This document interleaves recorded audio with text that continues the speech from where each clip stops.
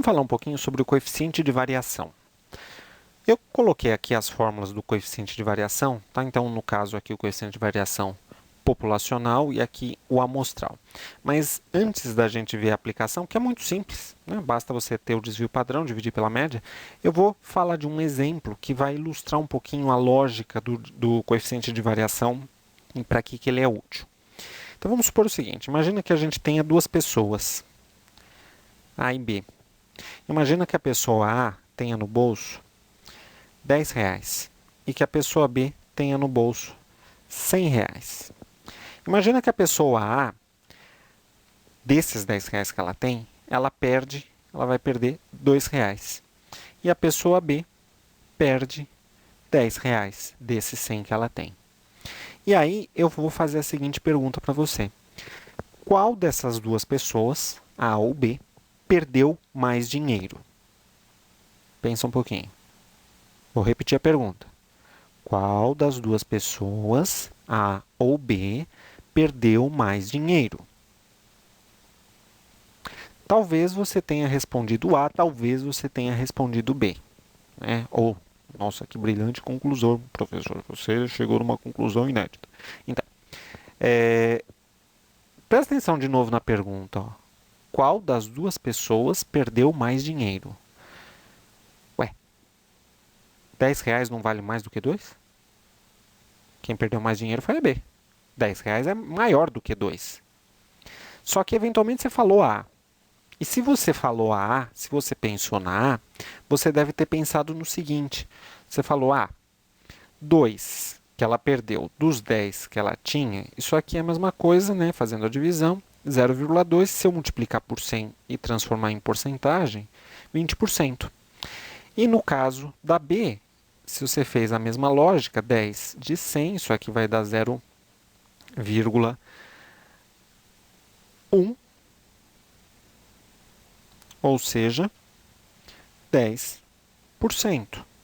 Se você falou a B, você pensou de fato nesses dois números aqui em vermelho, né? Você falou, o 10 é maior que o 2, 10 maior que 2, B perdeu mais dinheiro. Se você falou A, possivelmente é porque você pensou relativamente, quer dizer, 2 em relação a 10 dá 20%, quer dizer, a pessoa perdeu de tudo que ela tinha 20%, enquanto que a B perdeu 10% do que ela tinha. Essa lógica que eu acabei de explicar para vocês é a mesma lógica do coeficiente de variação. Então, é como se este cálculo aqui em azul, tanto para A quanto para B, fosse o nosso coeficiente de variação. O valor perdido aqui em vermelho é como se fosse a nossa, é como se fosse o nosso desvio padrão. E o valor que a pessoa tinha no bolso é como se fosse a nossa média.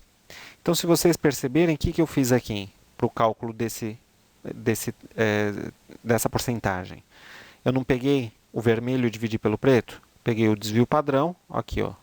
Peguei o desvio padrão, que está em cima nos dois casos, e dividi pela média. Ó, dividi aqui pela média. O resultado foi um número que pôde ser convertido em porcentagem. Então, o mais importante desse exemplo é o seguinte. Você não pode, na prática, comparar diretamente um desvio padrão com o outro. Não dá para você chegar em algum tipo de conclusão fazendo a comparação direta entre dois desvios. Por quê? Porque o desvio padrão, pela própria fórmula, é uma medida que depende do valor da média. É uma medida que me diz o quanto os dados estão dispersos em relação à média. Então, se você compara, imagina que você tem duas amostras ou duas populações A e B, e você compara diretamente esses desvios aqui, aí você fala, a população A ou a amostra A tem desvio 2, a B tem 10. Então a população B ou a amostra B é mais dispersa que a A. Pode até ser verdade, mas nesse caso não é, por conta disso aqui, ó. A população A, na verdade, é mais dispersa que a população B. Tá? Por quê? Porque eu estou olhando, na verdade, para o desvio em relação à média. Eu não posso trabalhar com comparação direta entre os desvios, tá ok? E aí surge uma coisa importante, um conceito importante, que é o conceito de população, ou a gente pode pensar assim, grupo mais homogêneo, ou ainda um grupo mais heterogêneo.